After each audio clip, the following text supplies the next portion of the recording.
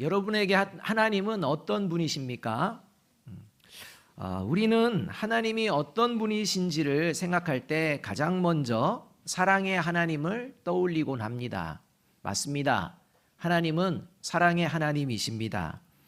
특별히 로마서 5장은 하나님의 사랑에 대해서 이렇게 소개해 줍니다. 로마서 5장 8절 말씀입니다.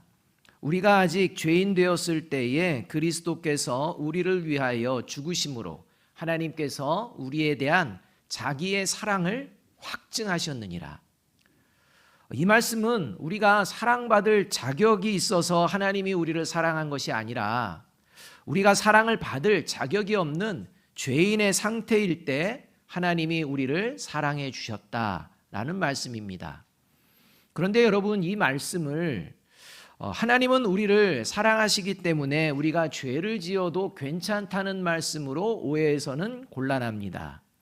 우리가 죄인 되었을 때 하나님이 아들을 내어주셔서 그 사랑을 보여주셨다면 우리가 죄 짓는 게 뭐 큰 문제가 되겠어? 그래도 하나님은 나를 사랑하실 거야.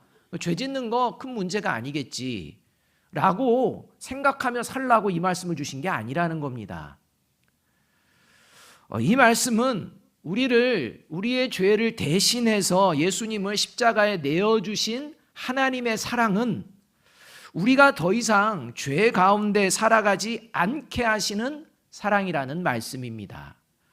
죄인의 상태였습니다. 그러나 하나님의 사랑을 알고 나면 이게 변화된다는 것입니다. 이제는 죄 가운데 살고 싶지가 않다는 것입니다. 이걸 말씀해 주는 겁니다.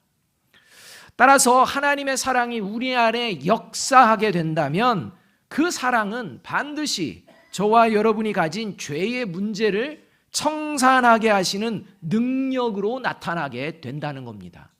그러니까 저와 여러분 안에 하나님의 사랑이 찾아왔다면 그 사랑은요, 그냥 죽어있는 사랑이 아닙니다. 역사한다는 겁니다. 어떤 역사를 하느냐? 죄 가운데 살지 않도록 죄를 이기게 하시는 능력이 나타나는 사랑이라는 것입니다. 그래서 우리는 이번 사순절 기간 주일 예배를 통해서 반드시 청산해야 하는 죄의 문제를 살펴보고 있습니다. 지난 2주 동안 주일 예배를 통해서 거짓된 예배자, 거짓된 기도자로 살아가는 죄의 문제를 청산하며 살아가는 사람, 그 사람이 예수님을 믿는 사람이다 라고 말씀을 드렸습니다. 오늘도 반드시 청산되어야 할 또 하나의 죄의 문제를 말씀을 통해 살펴보았으면 합니다. 오늘 본문의 말씀은 이렇게 시작합니다. 16절 말씀 함께 읽겠습니다. 시작. 여호와께서 미워하시는 것 곧 그의 마음에 싫어하시는 것이 67가지이니. 여러분, 하나님은 분명 사랑의 하나님이십니다. 그러나 이 말씀에 의하면 사랑의 하나님께서 미워하고 싫어하시는 것이 있다라고 말씀합니다. 여기서 미워하다라는 말은요, 히브리어로 토에바입니다. 여러분, 제가 토에바라고 말할 때 마치 토해바처럼 들리지 않으십니까? 실제 미워하다, 히브리 말로 토에바라는 말은 구역질나다, 혐오스럽다, 가증스럽다라는 의미를 가진 말씀입니다. 그러니까 히브리어 그대로의 느낌, 그대로라는 것입니다. 또한 싫어하다라는 말은 그냥 단순히 싫어하는 정도가 아니라 몹시 싫어하다, 증오하다 라는 의미를 가진 말입니다. 여러분, 하나님은 결코 죄를 사랑하시지 않습니다. 죄를 혐오하시는 하나님입니다. 죄를 증오하시는 하나님이십니다. 이렇게 하나님께서 구역질을 하실 정도로 미워하시고 싫어하시는 죄, 그 죄가 오늘 말씀에는 6 내지 7가지가 있다라고 말씀합니다. 분명히 이어지는 말씀을 보면 7가지인데 6가지 내지 7가지다 이렇게 말씀합니다. 왜 이렇게 기록됐는지는 정확히는 알 수는 없습니다. 어쨌든 지금 하나님께서 구역질할 정도로 미워하시고 싫어하는 죄가 이제 일일이 구체적으로 7가지가 나열됩니다. 17절부터 19절인데 17절에 이제 하나님께서 미워하시고 싫어하는 죄, 첫 번째 죄가 교만한 눈, 두 번째가 거짓된 혀, 세 번째가 무죄한 자의 피를 흘리는 손, 그리고 이어지는 18절에서는 네 번째로 악한 괴교를 꾀하는 마음, 다섯 번째로 빨리 악으로 달려가는 발, 19절에서는 이제 여섯 번째로 거짓을 말하는 망령된 증인, 그리고 마지막 7번째로 형제 사이를 이간하는 자, 이런 존재들을 하나님은 구역질 날 정도로 미워하시고 싫어하신다라고 분명하게 말씀해주고 있습니다. 특히 하나님이 미워하시는 이 싫어하시는 7가지 죄들 중에 거짓된 혀, 그리고 거짓을 말하는 증인, 이 두 가지의 죄는 공통적인 특징이 있습니다. 그것이 바로 거짓말입니다. 거짓된 혀, 거짓을 말하는 증인, 공통된 특징이 거짓말입니다. 따라서 오늘 우리가 살펴보아야 할, 반드시 청산해야 할 또 하나의 죄, 이 죄는 거짓된 혀를 가진 거짓된 증인으로 살아가는 모습이라고 할 수가 있습니다. 거짓된 증인으로 살아서는 곤란합니다. 왜냐하면 하나님께서는 거짓된 증인의 삶을 청산하지 못하면 그 인생의 결과는 멸망이라고 말씀해 주시기 때문입니다. 그 말씀이 잠언 19장 9절과 21장 28절 상반절 말씀입니다. 거짓 증인은 벌을 면하지 못할 것이요 거짓말을 뱉는 자는 망할 것이니라. 거짓 증인은 패망하려니와. 아주 분명하게 말씀해 주십니다. 자, 그렇다면 그 인생이 패망으로 끝나게 되는 거짓된 혀를 가진 거짓된 증인은 구체적으로 어떤 사람을 말하는 것일까요? 그냥 단순히 거짓말하는 이것을 얘기하는 것일까요? 그게 아닙니다. 본질이 있습니다. 예수 믿는 사람이나 예수 믿지 않는 사람들이나 죄성 가운데서 거짓말 누구나 할 수 있습니다. 그런데 예수님 믿는 사람들은 이 말씀의 본질이 저와 여러분의 모습이 되어서는 곤란합니다. 첫째로 거짓된 증인은 어떤 사람이냐? 함께 한번 읽어봅니다. 시작. 교회는 다니는데 그리스도의 향기가 전혀 나지 않는 사람입니다. 교회는 다닙니다. 근데 그의 삶의 자리에서 예수의 향기가 나지 않습니다. 사람들이 예수의 향기를 느끼지를 못합니다. 이게 거짓된 증인입니다.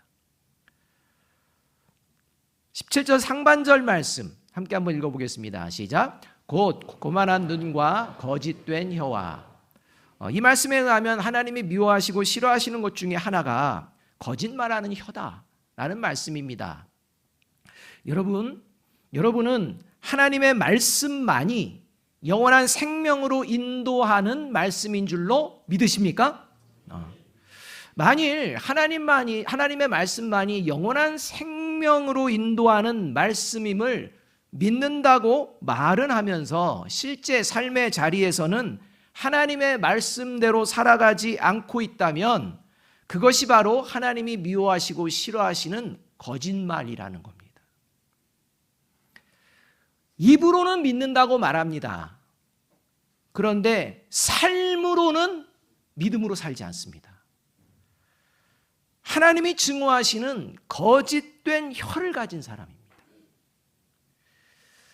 이런 거짓된 혀를 가진 사람에게서는 그리스도의 향기가 나지 않습니다. 다른 사람들이 그리스도의 향기를 맡을 수가 없습니다. 거짓말이기 때문입니다.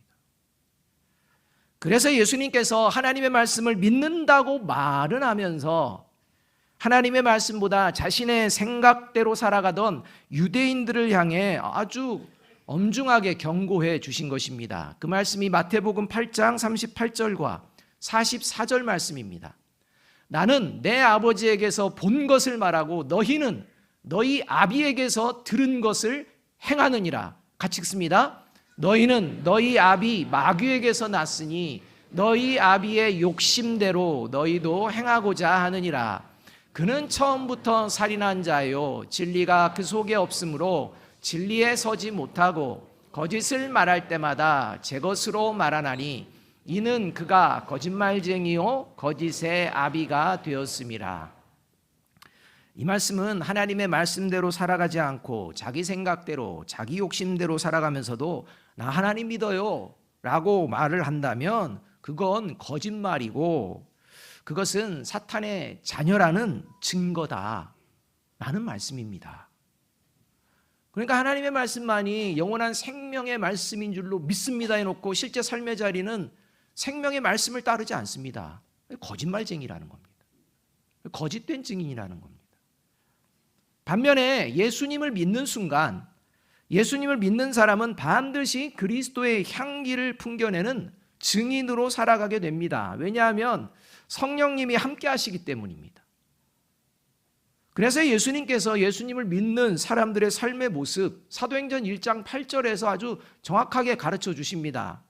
오직 성령이 너희에게 임하시면 너희가 권능을 받고 예루살렘과 온 유대와 사마리아와 땅끝까지 이르러 내 증인이 되리라 하시니라. 여기서 예수님의 증인이 된다. 이것은 바로 삶의 자리에서 예수님을 믿는 사람에게는 예수님의 향기가 나게 되어 있다라는 겁니다. 향기를 내려고 하는 게 아닙니다. 자연스럽게 예수님의 향기가 드러난다는 것입니다. 이게 예수님의 증인이 되는 예수님 믿는 사람들의 삶의 모습이다. 이렇게 말씀해 주셨습니다. 성령님이 임하시면 반드시 그렇게 된다라는 말씀입니다. 여러분, 시종일관 담배와 더불어 살아가는 사람, 담배를 피면서 살아가는 사람은 무슨 냄새가 날까요? 담배 냄새가 나지 않습니까? 시종일관 술과 더불어서 술을 먹으면서 살아가는 사람은 그 사람에게 무슨 냄새가 날까요? 술 냄새가 납니다. 본인은 냄새가 안 날지 몰라도 옆에 있는 사람들이 너무 잘 맡습니다. 마찬가지입니다. 성령님과 함께 살아가는 사람에게는 예수의 향기, 그리스도의 향기가 납니다. 저와 여러분이 그런 향기가 풍겨지고 있는지, 다른 사람들이 그런 향기를 느끼고 있는지 살펴보아야 합니다. 그런 게 전혀 없는데 나는 예수님 믿는다. 거짓된 혀를 가지고 살아가는 거짓된 증인입니다.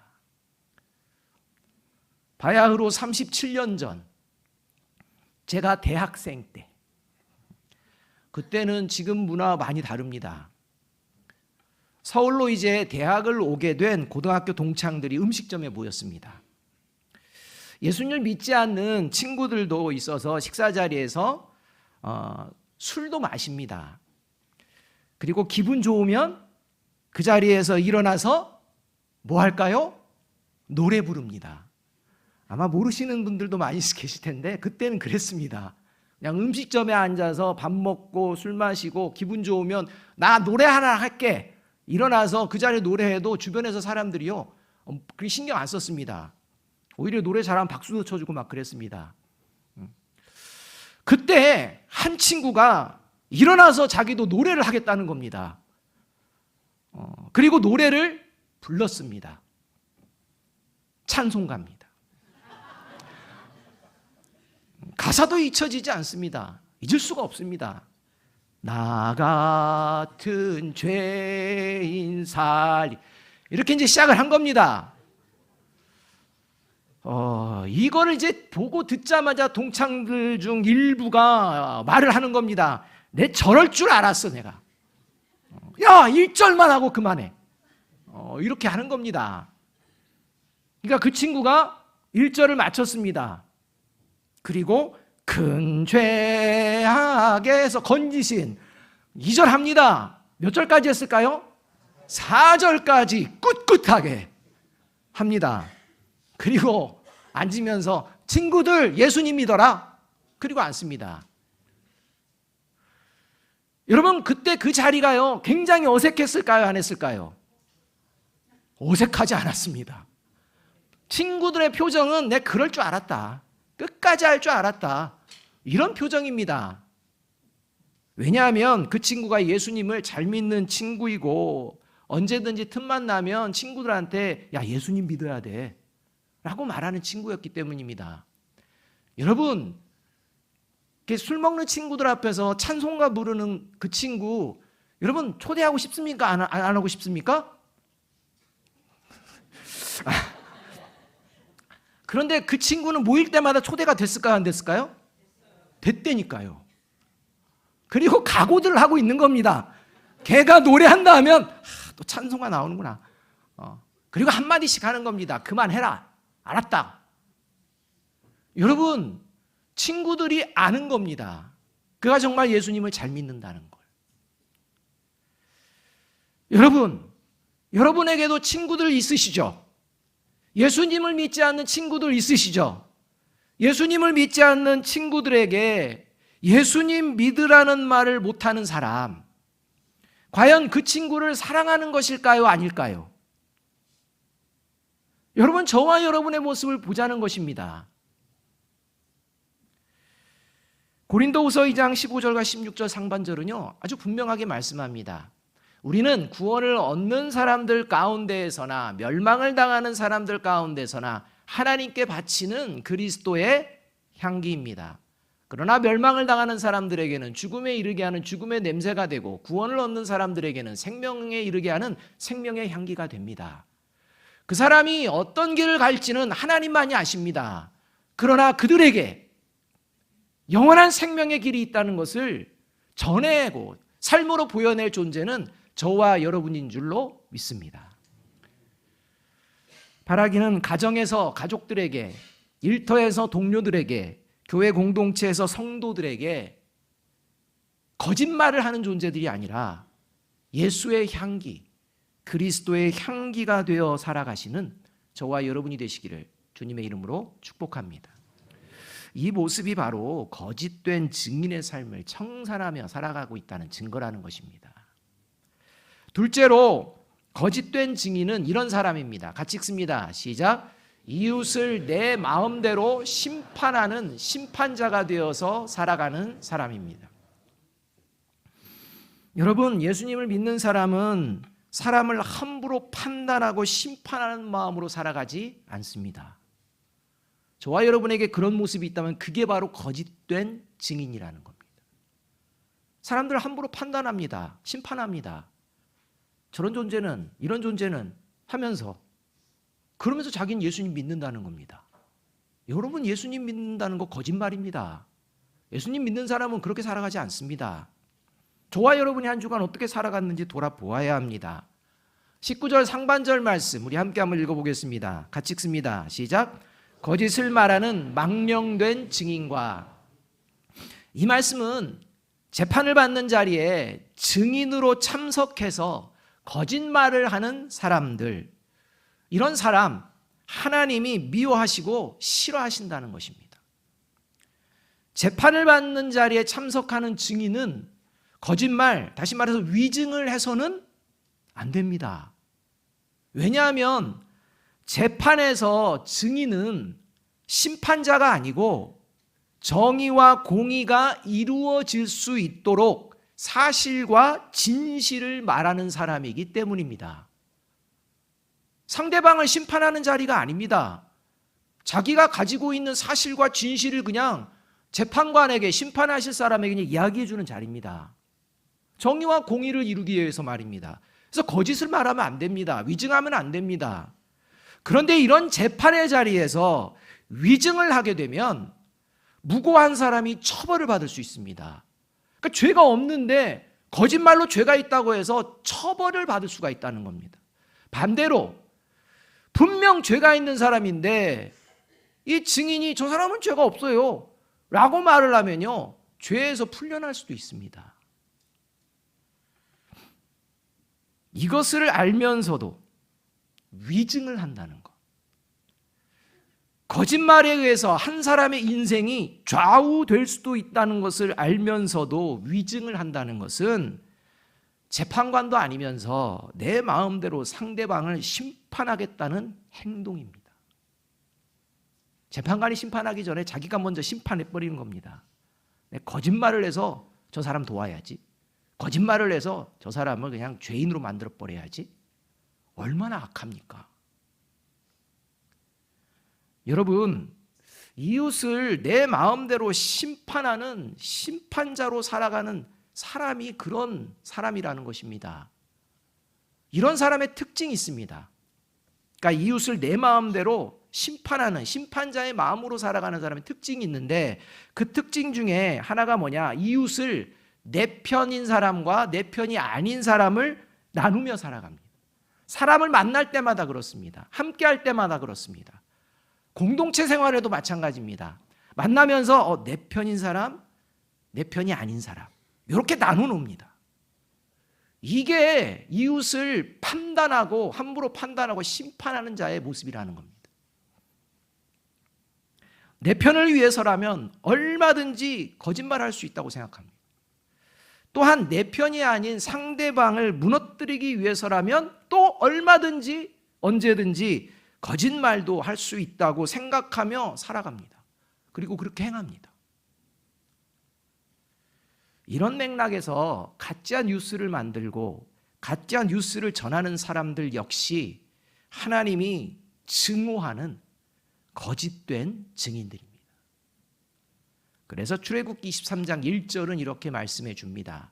너는 거짓된 풍설을 퍼뜨리지 말며 악인과 연합하여 위증하는 증인이 되지 말며. 따라서 예수님을 믿는 사람은 이웃을 절대 내 편과 내 편이 아닌 사람으로 나누지 않습니다. 왜냐하면 하나님은 이웃을 사랑하라고 말씀하셨지만 네 편이 너의 이웃이라고 말씀한 적이 있을까요? 없을까요? 없습니다. 하나님은 이웃을 사랑하라 이 말씀하셨습니다. 그런데 하나님이 그 이웃이 누군 줄 아느냐? 그게 네 편이야. 이런 말 하신 적 없습니다. 하나님이 말씀하셨는데 자기는 그렇게 살아갑니다. 그러니 그게 거짓된 증인일 수밖에요. 거짓말하는 사람일 수밖에요. 그래서 하나님께서는 10계명 중 9번째 계명을요 아주 분명하게 말씀해 줍니다. 같이 한번 읽어보겠습니다. 출애굽기 10장 16절입니다. 시작. 내 이웃에 대하여 거짓 증거하지 말라. 여러분, 여기서 네 편에 대하여 이런 말씀 안 합니다. 그냥 네 이웃입니다. 이 말씀은 너가 좋아하는 이웃이든지 너가 싫어하는 이웃이든지 그 어떤 이웃일지라도 그 이웃에 대하여 거짓된 증인이 되지 말라입니다. 여러분, 여러분의 이웃은 누구입니까? 우리 옆에 있는 분들에게 이야기해 줍니다. 당신이 나의 이웃입니다. 여러분, 이웃은요, 지금 내 옆에 있는 사람이 이웃입니다. 지금 이 자리에 저와 여러분의 옆에 누군가가 있다면 그 사람이 누군지가 중요하지 않습니다. 그 사람이 이웃입니다. 여러분들이 교회 공동체를 나가게 되면 누군가를 또 옆에 두고 만날 수도 있습니다. 그러면 그 사람이 이웃입니다. 내 편이 저와 여러분의 이웃이라고 하나님 말씀하지 않습니다. 지금 너와 함께하는, 너와 지금 만나고 있는, 너가 옆에 보고 있는 그가 이웃이다 라고 말씀해주고 계신다는 것입니다. 지금 내 옆에 있는 사람을 함부로 판단하지 않고 심판하지 않는 그 사람이 거짓된 증인의 삶을 청산하며 살아가는 그리스도인입니다. 혹시 저와 여러분의 마음 가운데 누군가를 만날 때 함부로 판단하는 그런 습관이 있습니까? 함부로 심판하는 그런 습관이 있습니까? 거짓된 증인이라는 증거라는 겁니다. 자, 그렇다면 하나님이 미워하시고 싫어하시는 것들 중에 하나가 거짓말하는 거짓 증인이라고 분명하게 가르쳐 주시는데도 불구하고 왜 거짓된 증인의 삶을 청산하지 못하는 것일까요? 교회는 다니는데 왜 그 사람에게는 그리스도의 향기가 나지 않는 것일까요? 분명 하나님의 말씀을 들으면서도 왜 이웃을 내 마음대로 판단하고 심판하며 살아갈까요? 심지어 공의와 정의가 이루어져야 하는 재판의 자리에서도 교회 다니는 사람이 서슴지 않고 거짓말을 하는 것들을 볼까요? 왜 그러는 걸까요? 그 이유가 바로 모든 사람을 심판하시는 하나님을 두려워하지 않기 때문입니다. 하나님을 두려워하지 않습니다. 하나님을 두려워하지 않는 사람은 하나님의 말씀도 믿지 않고 마음에 두지 않습니다. 두렵지 않기 때문입니다. 그래서 하나님께서 거짓된 증인으로 살아가는 사람은 반드시 패망하게 된다 가르쳐 주셔도 거짓된 증인의 삶을 성산하지 않는 것입니다. 그러나 하나님을 두려워하며 살아가는 사람은 하나님이 미워하고 싫어하시는 것이 무엇인지 하나님의 말씀을 통해 배웁니다. 그리고 하나님이 미워하는 것을 미워하며 살아갑니다. 하나님이 싫어하는 것을 싫어하며 살아갑니다. 그래서 시편 119편 128절은 이렇게 말씀해 주고 있는 것입니다. 그러므로 내가 범사에 모든 주의 법도들을 바르게 여기고 모든 거짓 행위를 미워하나이다. 하나님의 말씀만이 바른, 올바른 말씀이라는 것을 믿는 자의 삶은 모든 거짓 행위를 미워한다는 겁니다. 그러니 그것을 청산할 수밖에요. 내 하나님을 두려워하지 않는 자는 절대 그런 일 안 벌어집니다. 그냥 죄를 부둥켜 안고 그냥 즐기며 삽니다. 사랑하는 여러분, 오늘 이 시간 예수님을 믿는 사람이라면 반드시 청산하며 살아야 할 죄가 무엇인지 하나님의 말씀을 들었습니다. 거짓의 아비인 사탄의 자녀로 살아갈 것인지, 거짓된 증인의 삶을 청산하며 하나님의 자녀로 살아갈 것인지 선택은 저와 여러분에게 있습니다. 마지막으로 잠언 19장 9절과 21장 28절 상반절 말씀 다시 한번 읽으면서 저와 여러분의 삶의 그 길을 선택하시기를 바랍니다. 같이 한번 읽어봅니다. 시작. 거짓 증인은 벌을 면하지 못할 것이요 거짓말을 뱉는 자는 망할 것이니라. 거짓 증인은 패망하려니와. 분명한 하나님의 말씀, 이 말씀이 저와 여러분의 삶을 인도하는 말씀이 되셔서 오늘부터 하나님의 말씀을 따라 살아감으로 말미암아 예수 그리스도의 아름다운 향기를 가정 가운데에, 일터 가운데에, 교회 공동체 가운데에 드러내시며 살아내는 저와 여러분이 되시기를 주님의 이름으로 축복합니다. 기도하겠습니다.